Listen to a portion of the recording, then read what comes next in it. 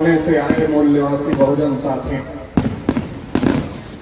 हम लोग किसान के बच्चे हैं, मजदूर के बच्चे हैं और खेती किसानी में बहुत ज्यादा काम हम लोग करते रहते हैं।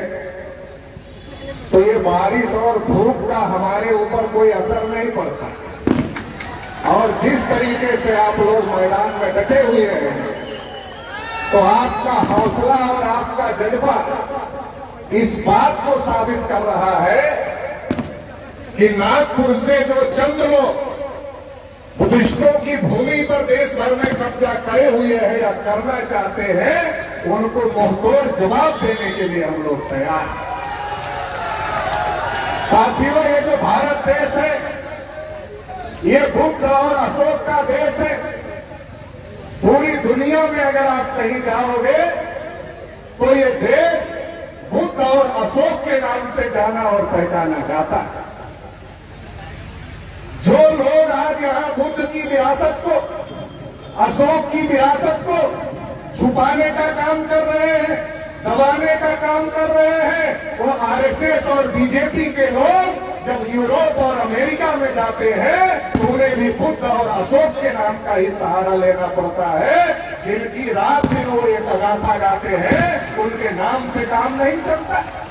लेकिन एक ऐसे दोगले चरित्र के लोग हैं, विदेश में जाते हैं तो अपनी इज्जत बढ़ाने के लिए, अपना मान सम्मान बढ़ाने के लिए बुद्ध और अशोक का नाम लेते हैं और भारत के अंदर जब रहते हैं तो इस महान विरासत को दबाने का काम करते हैं और इस महान विरासत के जो वारिस हैं उनको दबाने का काम करते हैं, उनके ऊपर अन्याय और अत्याचार करने का काम करते हैं। साथियों, आज आप लोगों ने ये साबित कर दिया है कि अब ना तो हम लोग दबने वाले हैं, ना ही हम लोग रुकने वाले हैं। अब हम लोग अपना हक अधिकार लेकर के ही रहेंगे।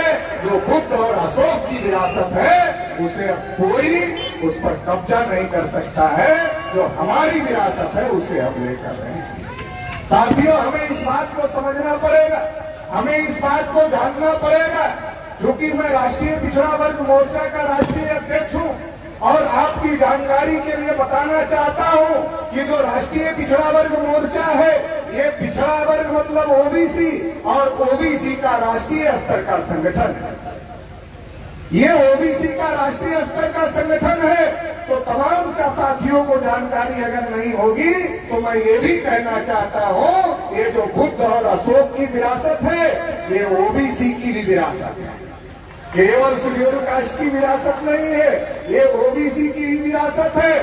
तमाम दूसरे धर्मों में जो लोग चले गए, अलग अलग माइनॉरिटीज के लोग, ये उनकी भी विरासत है। और अगर एक लाइन में ये कहा जाए तो ये जो इस देश के असल बासिंदे हैं, जो इस देश के असल मूल निवासी है, जिसने इस देश को बनाने का काम किया, जिसने इस देश को सृजित करने का काम किया, जो सिंधु घाटी सभ्यता को बनाने वाले लोग हैं, ये उनकी विरासत है। ये गौरवशाली विरासत हमारी विरासत है। इसलिए मैं आपसे कहने आया हूं कि अब ये लड़ाई अलग अलग रह के नहीं लड़ी जाएगी। अब ये लड़ाई अलग अलग रह के नहीं लड़ी जाएगी। अगर ये हमारी सारी विरासत है तो एससी, एसटी, ओबीसी और माइनॉरिटी जो आपस में ब्लड के भाई हैं, डीएनए ने साबित कर दिया भाई है, ये भाई मिल करके अपनी लड़ाई लड़ेंगे और जो हमारी विरासत है, जो हमारी गौरवशाली विरासत है, उस विरासत पर जिन लोगों ने कब्जा किया है वो कब्जा हटाने का काम हम लोग करेंगे। क्योंकि साथियों, जो विरासत होती है, जो विरासत होती है, वो पूंजी होती है। अगर कोई राजा का लड़का राजमहल में पैदा होता है तो राजकुमार कहा जाता है, लेकिन अगर उसी राजा का लड़का कहीं लावारिस मिलता है तो राजकुमार नहीं कहा जाता है, वो लावारिस कहा जाता है। खून तो उसके शरीर में राजा का ही होता है, लेकिन राजमहल में नहीं हुआ, इसलिए राजकुमार नहीं होता है। तो साथियों, हमें समझने की जरूरत है, हमारे लोगों को समझने की जरूरत है कि भारत विश्व गुरु किसने बनाया, भारत सोने की चिड़िया किसने बनाया। आज नागपुर के लोग कहते हैं अखंड भारत बनाएगा। अरे अखंड भारत तुम कहां बना रहे हो? तुम तो तोड़ रहे हो भारत को। नागपुर से जो सरकार चलाने वाले चंद लोग हैं, वो कहते हैं अखंड भारत बनाएंगे। आरएसएस के लोग, मोहन भागवत, तुम तो तोड़ रहे हो भारत को, बार बार तोड़ने की कोशिश कर रहे हो और कह रहे हो अखंड पुरखों ने बनाया था। जब अफगानिस्तान के आगे तक भारत था, वो सम्राट अशोक का भारत था, वो हमारा भारत था। विश्व गुरु हमारे पुरखों ने बनाया। आज 200 यूनिवर्सिटियों में भारत की एक भी यूनिवर्सिटी नहीं है।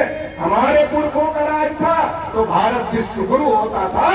आज अगर आपका लड़का अमेरिका में पढ़ता है, लंदन में पढ़ता है, तो आप बहुत गर्व और गौरव के साथ कहते हैं कि हमारा एक बेटा लंदन में पढ़ता है, हमारा एक बेटा अमेरिका में पढ़ता है। वो भी एक समय था जब दुनिया के लोग इस बात पे गर्व करते थे कि वो भारत की नालंदा यूनिवर्सिटी में पढ़ते हैं। वो भी एक समय था, वो हमारा समय था, वो हमारे पुरखों का समय था, वो हमारा गौरवशाली इतिहास था। आज हम लोग अलग अलग जातियों में बटे हैं, बटे नहीं हैं, साजिश के तहत हमारे लोगों को बांटा गया।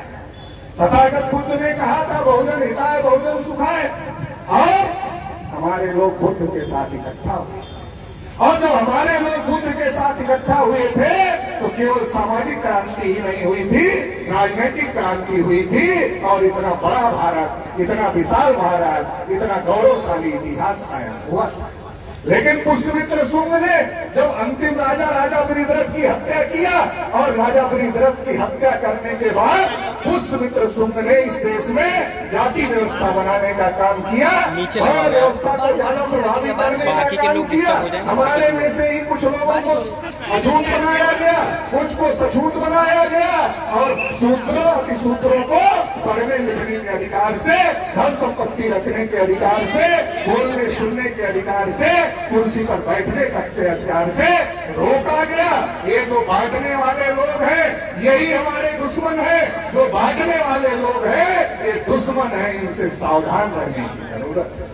और अगर हम बटे रहेंगे, अगर हम अलग अलग लड़ेंगे, तो हमारी किसी भी समस्या का समाधान नहीं हो सकता है। इसलिए हम लोगों को एकजुट होकर के लड़ाई लड़ना पड़ेगा, हम लोगों को मिलजुल करके लड़ाई लड़ना पड़ेगा।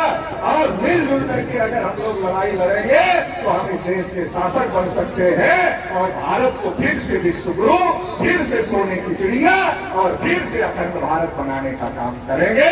इसके लिए साथियों हम लोगों को